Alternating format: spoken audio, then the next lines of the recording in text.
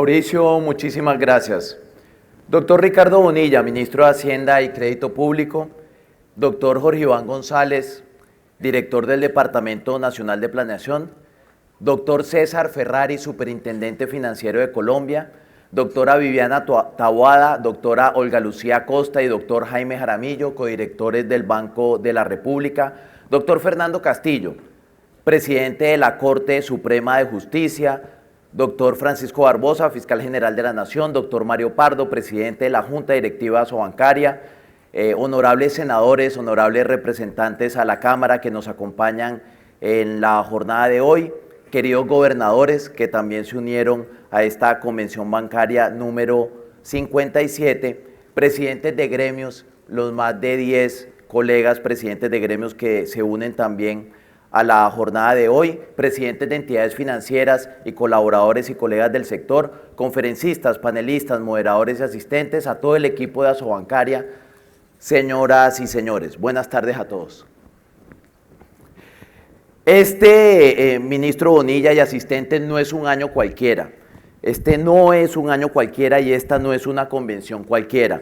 Tal como lo recalcaban en la sesión de apertura y tal como se recalcó varias veces a lo largo de la jornada de la convención bancaria, desde el miércoles, jueves y hoy, estamos cumpliendo 100 años como sector, no es una cosa de poca monta.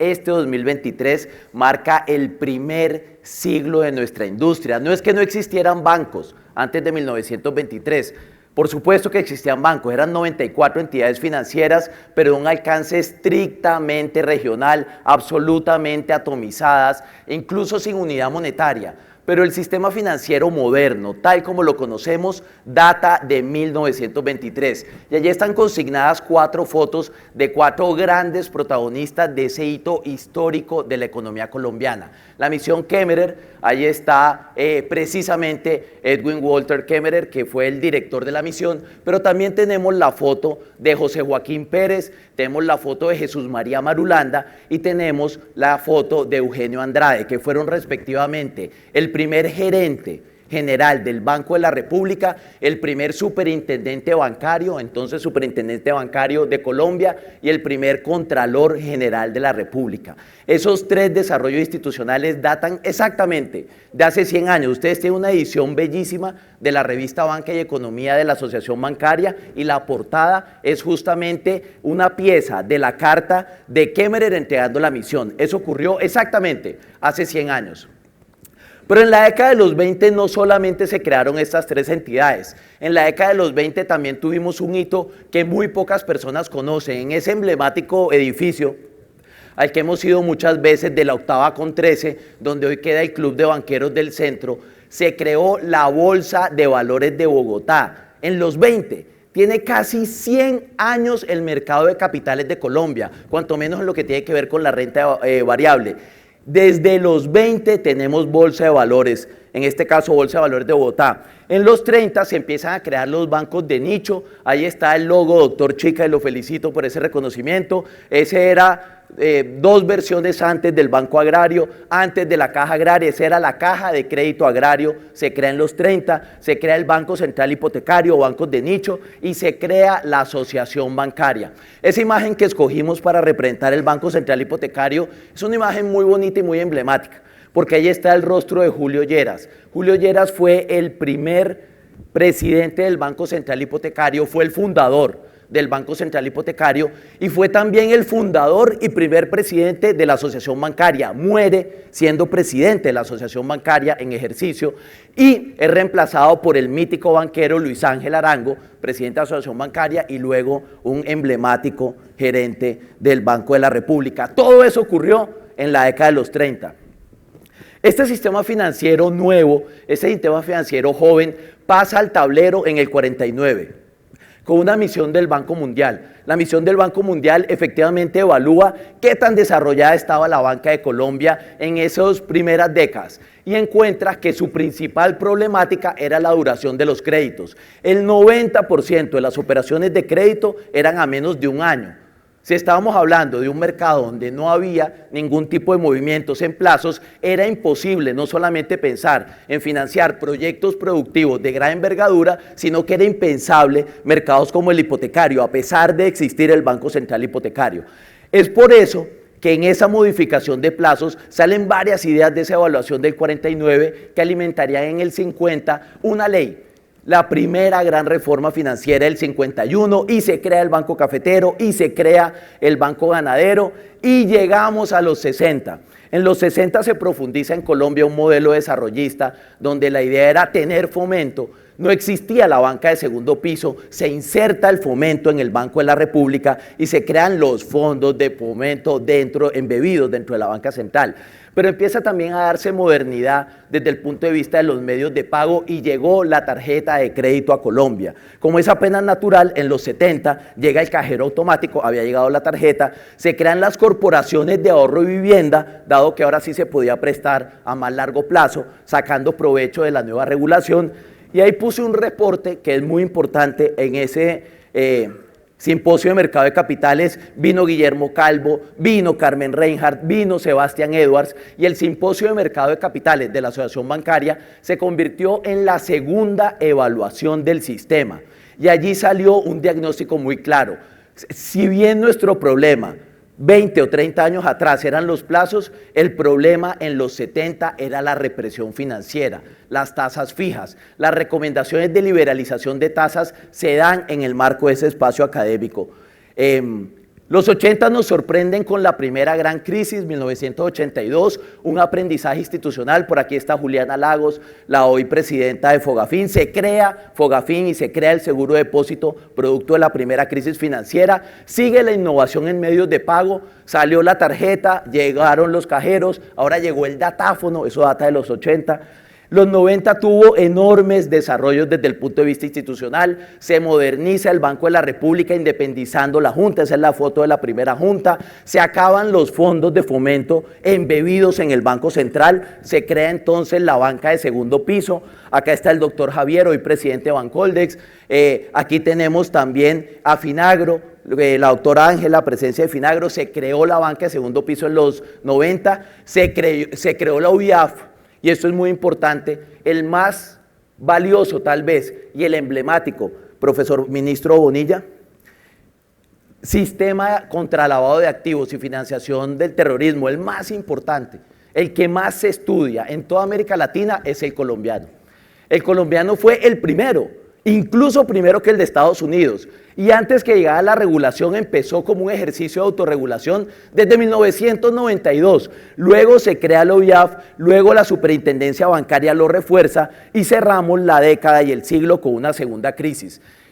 No me voy a extender, pero solamente quiero decir una cosa, estas dos crisis que tuvimos en este periodo de 20 años son las únicas dos crisis bancarias que ha tenido Colombia en 100 años. Y uno dice, hombre, ¿cómo se siente orgulloso de tener dos crisis? Nunca destaque un número que es negativo, pero solamente para que se haga un orden de magnitud, Brasil en estos mismos 100 años tuvo 11 crisis, Brasil. Argentina tuvo 9 crisis. México tuvo 7 crisis bancarias. Chile, que es un referente de estabilidad en muchas cosas, tuvo 7, Perú 4. Colombia es el país de América Latina con menor número de crisis financieras. A veces dicen, doctor Gerardo, usted que fue superintendente, que Colombia es muy ortodoxo en su regulación. Pues bien, Colombia es el país de la región más estable desde el punto de vista financiero.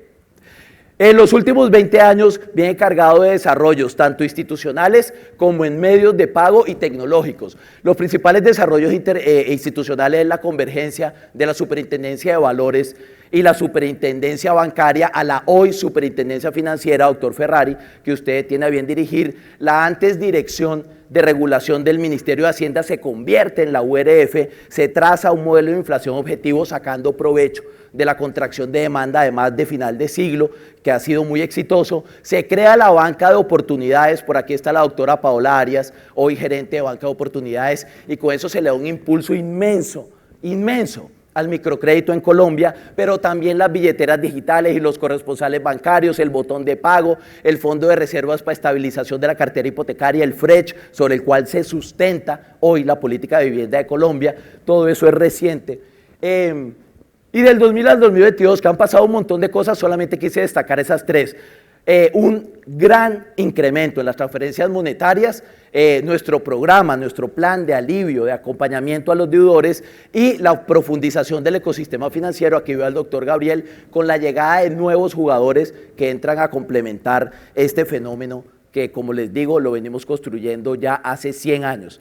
¿Para qué conté todo esto? Aparte de hacer un homenaje a los 100 años de la misión Kemmerer, para mostrarle, señores asistentes a esta convención y señores amigos de los medios de comunicación, que el punto en el que estamos hoy, en el sistema financiero colombiano, no se hizo de la nada, no se dio de manera espontánea, no germinó de forma silvestre, es el proceso del trabajo de decenas de miles de colombianos que durante un siglo nos han traído a este punto. ¿Y cuál es este punto? Donde nos hacen falta muchísimas cosas, pero donde hay muchas otras para sentirnos orgullosos. Ese punto, y lo digo, no tenemos por qué ser vergonzantes, es el que nos deja hoy como la banca de las regiones. Ministro, yo pensé mucho esta lámina y la quería mostrar porque recientemente escuché a un par de personas muy influyentes diciendo que es que la banca tiene muy poquita presencia en las regiones. Inicialmente había dicho, no tenemos poca presencia en las regiones, pero no, la cambiamos y dijimos, somos la banca de las regiones. Y quiero que veamos esta cifra. Este es el mapa de capilaridad de puntos bancarios en Colombia.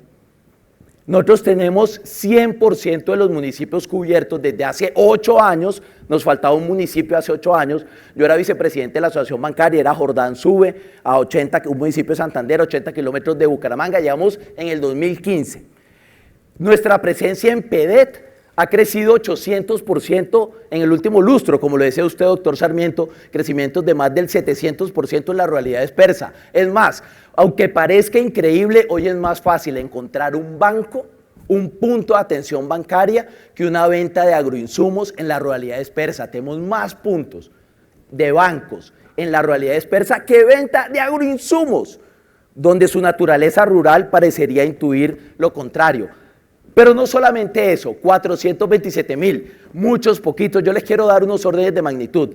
En Colombia hay 90.000 restaurantes. En Colombia hay 40.000 peluquerías. En Colombia hay 35.000 farmacias, 6.200 bombas de gasolina, estaciones de servicio. Peras y manzanas, lo sé, pero usted suma las bombas de gasolina, le suma las estaciones de servicio, le suma los restaurantes, le suma las peluquerías y no son ni siquiera la mitad de los puntos de atención que tenemos en la banca. 427.000 es 10 veces, aquí están mis amigos de las postales, es 10 veces la presencia de puntos de pagos postales que hay en Colombia. ¿Por qué? Porque somos la banca de las regiones. Y no solamente eso, nosotros somos la banca de la gente. Hoy somos la banca de la gente. Somos la banca de la gente porque la doctora Paola publicó esta semana que el 92.3% de los colombianos adultos tiene un producto financiero. Claro, uno ve el 92.3 y dice, titular, más del 7% de los colombianos están excluidos financieramente. Eso es cierto. Y ahí tenemos que trabajar de manera obsesiva. Pero también tenemos que reconocer que hoy en Colombia son más los adultos que tienen un servicio financiero que los que tienen Facebook. Hoy en Colombia son más los adultos que tienen un servicio financiero que los que ven televisión. El más popular de los electrodomésticos del siglo XX, la penetración de la televisión no es tan alta como la penetración financiera. Y con el salto del último año, hoy los niveles de cobertura, de penetración bancaria, de bancarización, son similares al número de colombianos que saben leer y escribir. Así es, hemos logrado reducir la exclusión bancaria a niveles similares al analfabetismo. Alguien podría decir en gracia y discusión, es que está muy alto el analfabetismo. Sí, también, pero lo cierto es que hoy tantas personas tienen servicios financieros como los que saben leer y escribir. ¿Por qué? Porque somos la banca de la gente. Y no solamente somos la banca de la gente, porque listo, tener un producto financiero y no usarlo es como no estar bancarizado. Nosotros somos la banca de todos los días. Nosotros hacemos 27.000 operaciones financieras cada minuto. 27.000. Si uno suma el número de veces que alguien toma un bus en Colombia y le suma el número de veces que toma un Transmilenio o un Mío o un Transcaribe y le suma el número de veces que toma un taxi, en promedio eso da 5.000 usos del transporte por minuto. Nosotros tenemos 27.000 usos del sistema financiero por minuto. Somos la banca de todos los días. Desde que Mario Pardo dio su discurso de apertura de la Convención Bancaria hasta ahorita, van nada más y nada menos que 84 millones de transacciones. Durante la Convención Bancaria hemos hecho 84 millones de transacciones. Somos la banca de todos los días. Entregamos 33.000 créditos cada vez que sale el sol. Eso es, no sé cuánta gente cabe en el Campín. ¿Cuánta gente cabe en el Campín? Bueno, ahí vamos llenándolo, más de la mitad. Pero 33.000 es dar uno cada 3 segundos, de forma ininterrumpida. Encima sábado, domingo, lunes, Día de la Madre, 1 de enero, todos los días, cada 3 segundos se entrega un crédito en promedio. Un crédito, un crédito, un crédito, un crédito, de manera ininterrumpida. Falta, desde luego, pero es una cifra impresionante. Y tenemos 7 millones de transacciones desde el punto de vista digital, de igual forma todos los días. Fenómeno que, tal como lo destacaba el doctor Javier, se va a profundizar ahora que el QR es interoperable, ministro. Es interoperable. Con el mismo QR podemos recibir de varias entidades financieras. ¿Por qué? ¿Por qué 7 millones? ¿Por qué un crédito cada 3 segundos? ¿Por qué 27.000 cada minuto? Porque somos la banca de todos los días. Pero también somos la banca de las alternativas. En esta me pasó algo similar a lo de regiones, ministro. Pensamos con el equipo, bueno, ¿cómo vamos a mostrar eso? Hasta ayer todavía estábamos debatiendo, esto lo preparamos hace mucho tiempo, pero hasta anoche estábamos debatiendo cómo le llamábamos a esta sección, y decidimos llamarle la banca de las alternativas. Cuando uno le hablan de competencia, la intuición económica es pensar en competidores, es pensar en poder de mercado y es pensar en concentración. Eso es lo que nos dice la intuición. ¿Qué tanta gente hay en un mercado? ¿Qué tanto pueden influir los precios? ¿Qué tanto pueden mover precios por encima de los costos, que es como un inverso de la elasticidad? Y eso sí que es teóricamente el poder de mercado. Y un tercero es qué tan concentrado está. Primero, número de competidores. Este sector tenía hace 15 años 16 bancos. Hoy somos 29 bancos. 29. Es un crecimiento grandísimo para un periodo de 15 años. Pero si vemos establecimientos de crédito somos 62, pero no, hablemos solamente de bancos, somos 29. ¿Hay países en América Latina que tienen más bancos? Sí. México tiene más bancos, hay un tema de escala. Brasil tiene más bancos, hay un tema de escala. Y Panamá tiene más bancos, tiene una enorme tradición de presencia de banca internacional. Quitando esos 3, somos el país de la región que tiene mayor número de bancos. Pero listo, no importa que haya bancos, los márgenes de intermediación. Antes, concentración. La concentración, la manera para medir concentración, índice de Herfindahl. Aquí está el director de Planeación Nacional y el ministro Bonilla, ambos fueron mis profesores de pregrado en la Universidad Nacional. Concentración de una industria cualquiera, índice de Herfindahl, la sumatoria del cuadrado de las participaciones de mercado. El índice de Herfindahl más bajito que tiene un sistema financiero en Sudamérica lo tiene Colombia, y en América Latina nos gana México, pero la banca menos concentrada de Sudamérica es la colombiana. Y uno diría, hay cálculos de Asobancaria. No, cálculos de el profesor Tovar y del profesor Pérez Reina, estudio independiente, además de muy alto nivel, de la Universidad de los Andes, publicado hace 2 meses. La concentración más baja de Sudamérica la tiene Colombia. Entonces uno dice, listo, bueno, concentración, no me puedo quedar con esta. La concentración más baja, y dicho sea de paso, menos concentrado que Panamá. Que Panamá tiene más de 40 bancos y nosotros 29, listo, pero en Panamá están más concentrados que en Colombia. Pero luego, el poder de mercado que se mide por el índice de Lerner, que es un muy buen proxy a los márgenes de intermediación. De hecho, mide los márgenes de intermediación, vis a vis, 1 a 1 los márgenes de intermediación.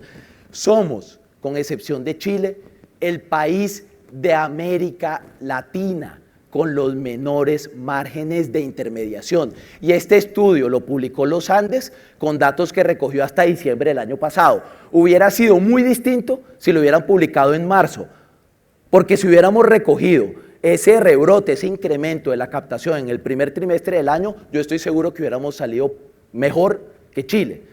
Hubiéramos sido un país con menor poder de mercado que Chile, de lejos, hubiéramos sido el mejor de la región, pero con datos a diciembre que más o menos recogía ese encarecimiento de la captación, que al final del día lo que trajo consigo es un estrangulamiento de los márgenes de intermediación.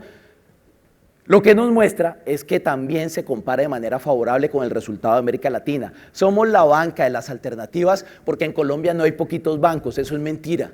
Somos la banca de las alternativas porque en Colombia los bancos no están concentradísimos, eso es mentira. Somos la banca de las alternativas porque en Colombia no son expropiatorios los márgenes de intermediación y son los más altos del mundo, eso también es mentira. Somos la banca de las alternativas. Y finalmente somos la banca de la solidaridad. Somos la banca de la solidaridad porque, sin contar lo que ocurrió en la pandemia, que fue impresionante, de la mano de la Superintendencia Financiera, que brindó los desarrollos normativos modernos, aquí está la doctora Camila Quevedo, los desarrollos normativos necesarios para poder extender el alcance de la 026 y al final del día acompañar a los colombianos a que no se desbancarizaran. La superintendencia, de manera audaz, entendió que bancarizar un colombiano es tan importante como evitar que se desbancarice otro. Entonces, no quisimos que la pandemia se llevara por delante el esfuerzo tan grande de inclusión financiera que veníamos haciendo por tantos años. Y el PAD fue exitosísimo. Y fue una muestra de solidaridad sectorial, pero no me voy a referir a esa, aunque puede ser la más emblemática, me voy a referir a las tasas de interés. Me voy a referir a las tasas de interés porque mientras la repo subió 50 básicos desde marzo del 23,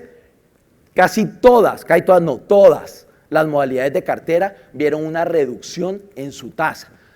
Mientras la repo es un muy buen proxy de cómo se comporta la captación, las tasas estas son son claramente las de colocación, captación subiendo y los bancos bajando las tasas, lo cual hace que tengamos el margen de intermediación que ya vimos cómo se comparaba con América Latina, más bajo de los 20 años.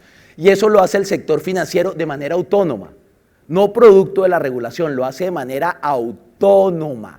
Y lo hace de manera autónoma reconociendo que en un escenario de desaceleración económica como este le puede anticipar a una eventual corrección en el ciclo de política monetaria del Banco de la República e inyectar desde ya liquidez a la economía colombiana para sobreaguar esa caída del producto, ese menor dinamismo del producto y que de manera mucho más rápida salgamos adelante y nos recuperemos y volvamos a nuestro crecimiento potencial, porque somos la banca de la solidaridad. ¿Eso quiere decir que esto es un cuento de hadas? No, nos faltan todavía muchas cosas. Nos faltan muchas cosas y por eso aquí hacia el futuro debemos redoblar esfuerzos para que lo que hemos logrado lo podamos consolidar, pero que lo que nos haga falta no solamente lo identifiquemos, sino que tengamos muy claro cuál es nuestro norte para llegar a ese punto.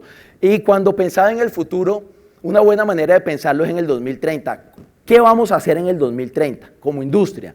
En el 2030 vamos a seguir siendo, ya lo somos, pero vamos a seguir siendo la banca que financia los sueños de la gente. El dato de inclusión financiera, el 92.3, es inclusión financiera por el lado del pasivo del banco, es decir, son productos de ahorro y de naturaleza transaccional. Hoy el desafío está en el crédito. ¿Por qué? Porque solo el 36% de los adultos tienen un producto de crédito. Esa cifra, que hoy es 36, debería ser 68, más o menos cercana al 70 de aquí al 2030. De aquí al 2030, 7 de cada 10 colombianos deberían tener un producto de crédito y deberían estar incluidos desde el punto de vista transaccional todos. Ministro, ahí celebramos, aplaudimos y abrazamos, como lo hemos hecho en público, en privado, en declaraciones, en el desarrollo normativo, lo hemos hecho en las ferias, lo hemos hecho en los comentarios, celebramos la estrategia de economía popular. La estrategia de financiamiento de economía popular del gobierno nacional es un impulso para que esos colombianos que hoy no tienen un producto financiero, los que están por fuera de ese 36-37%, puedan venir abandonar muchos de ellos el gota a gota y tener un crédito de manera formal. Ahí tenemos un enorme punto de coincidencia. Este fue uno de los elementos sobre los que más se discutió en la presente convención bancaria. Nosotros seguiremos siendo la banca que cuida el planeta. Aquí tenemos un desafío enorme que lo pusieron sobre la mesa cuando tuvimos el panel de transición energética. Pero nosotros quisimos mostrarlos acá en números para que nos hagamos un orden de magnitud del tamaño del reto que tenemos hacia adelante. Esa meta a la que se refirió el presidente Santos hoy, del 2030, reducir a la mitad nuestras emisiones, cuesta, desde el punto de vista de crédito, 140 billones de pesos. Para que Colombia reduzca a la mitad sus emisiones, necesita invertir, apalancado en los bancos, 140 billones de pesos. 140, ese debería ser el stock de la cartera verde. ¿Saben cuánto es el stock hoy? 19.8. Es menos de 20. O sea, nos falta un montón. Y cuando uno mira lo que nos hace falta y llevamos 20, nos hacen falta 120, pero listo, el 2030 está lejos. Quiero que sepan que la cartera de vivienda en 20 años llegó a 120 billones de stock. Entonces nosotros tenemos que hacer en créditos verdes durante los próximos 6 años y medio, porque ya no son 7, durante los próximos 6 años y medio en créditos verdes tenemos que desembolsar tanto como se desembolsó en vivienda a 20 años. Eso es un reto enorme, pero estamos listos para ese reto. Y allí celebramos, ministro, lo que pudimos anunciar en esta convención bancaria de la mano del Ministerio de Minas, lo que pudimos anunciar con ese trabajo armónico y coordinado con la ministra Irene, y es el programa de financiación inicialmente de paneles solares, lo propio con electrodomésticos de eficiencia energética, se está estructurando con la cooperación de Banca Internacional, algo para movilidad eléctrica, y lanzaremos en septiembre en el Congreso de Bancoldex, lanzaremos en septiembre en ese Congreso el plan de financiación de hidrógeno verde. Llevamos mucho tiempo trabajando en esto, lo celebramos, creemos que es necesario. Este es otro punto de encuentro de cómo el gobierno va a ayudar a este sector a hacer lo que queremos como sociedad que sea de aquí al 2030. Tercero, la banca que hace la vida más fácil. Nosotros queremos que el 80% de las transacciones sean inmediatas de aquí al 2030. Esta cifra hoy está por la mitad. Se han hecho varias referencias, muchas referencias. ¿Por qué no el 100? El mismo Banco de la República establece que la meta del 100 es inalcanzable, que deberíamos estar en el largo plazo en una cifra cercana al 80. Esa meta la vamos a alcanzar. Funciona Transfilla, está funcionando y funciona bien nuestro código QR interoperable. La profundidad de las billeteras digitales es impresionante, regionalmente es impresionante. Lo que viene del Banco de la República complementa ese ecosistema y sin duda alguna vamos a cumplir eso. En el 2030 el 80% de las transacciones van a ser inmediatas. También vamos a hacer en el 2030 seguir siendo una banca que se compromete con el bienestar financiero. Este es un concepto, para utilizar el adjetivo que utilizó Jorge Iván González ahorita, pantanoso. Este es un concepto raro. ¿Qué es el bienestar financiero? Estamos pensando algo sobre educación financiera y sobre inclusión, y nosotros creemos que lo que mejor combina esas dos dimensiones, la inclusión con la educación, es un concepto de bienestar financiero. Porque podemos tener personas educadas financieramente sin productos, o podemos tener personas con productos sin educación financiera. Eso es terrible, terminan sobreendeudados. Entonces simplemente revisamos el número de adultos que en Colombia ni ahorran, ni invierten, y se sorprenderían que esa cifra en Colombia hoy es del 60%, del 60%. El 60%, yo les llamo a eso los ninis financieros. La gente que en Colombia ni ahorra ni invierte, un nini, un adulto que ni ahorra ni invierte de su sueldo, esos son el 60%. Deberían reducirse por lo menos al 30%. Y en la medida en que se reduzcan al 30%, los adultos que ahorren e inviertan llegarían a niveles del 71%. Esa cifra que hoy es 40% debería subir al 71%. Ese es un indicador de bienestar financiero, estar incluido para algo. Y queremos también ser la banca que protege a sus usuarios. Esta cifra es un referente a nivel latinoamericano. Hoy lanzamos un piloto de autenticación facial con la registraduría. El primero de la registraduría, piloto de autenticación facial, que va a funcionar en la ruralidad dispersa, que es francamente impresionante, para que la validación no se haga a través de huella, sino que se pueda hacer con biometría facial. Hoy el 99,99% de las transacciones en Colombia no tienen ningún tipo de reclamación, ni incidencia de fraude. Uno dice, qué bien Colombia, que no nos atacan. ¿Que no nos atacan? El sistema recibe 43 ataques cibernéticos cada segundo. Eso es un montón. Invierte casi $500 billion de pesos anuales en infraestructura y en tecnología para prevenir ese tipo de ataques. 43 por segundo. Por segundo, llevamos casi 100 millones durante esta sesión de clausura. Esos son muchísimos. Y sin embargo, solo 6 de cada 100,000 pesos transados tienen algún tipo de reclamación, y esas reclamaciones no se solucionan de manera favorable en el primer contacto en menos de 1 por cada 100,000. ¿Cuánto es esa cifra en América Latina? 14. En Colombia es menos de 1. ¿Que es algo que se puede subestimar? No, no. Sin duda alguna va a ser una obsesión del sistema, y la obsesión va a ser mantener los niveles que tenemos hoy de seguridad para ser la banca que protege a sus usuarios. Lo que hicimos durante estos 100 años, lo que somos hoy, la banca de las regiones, la banca de las alternativas, de la solidaridad, la banca de la gente y la banca de todos los días, y este futuro que trazamos ahorita, para el que estamos listos, ministro, nos dan la certeza que lo que hay aquí es un equipo humano que va a llevar a Colombia a feliz término en el 2030 para seguir siendo la banca que está del lado de los empresarios, del lado de la economía popular, del lado del ciudadano, del lado de las instituciones, la banca que está del lado de Colombia. Muchísimas gracias. Hay que tener un aliado en el cual confiar. Asobancaria, acerca la banca a los colombianos.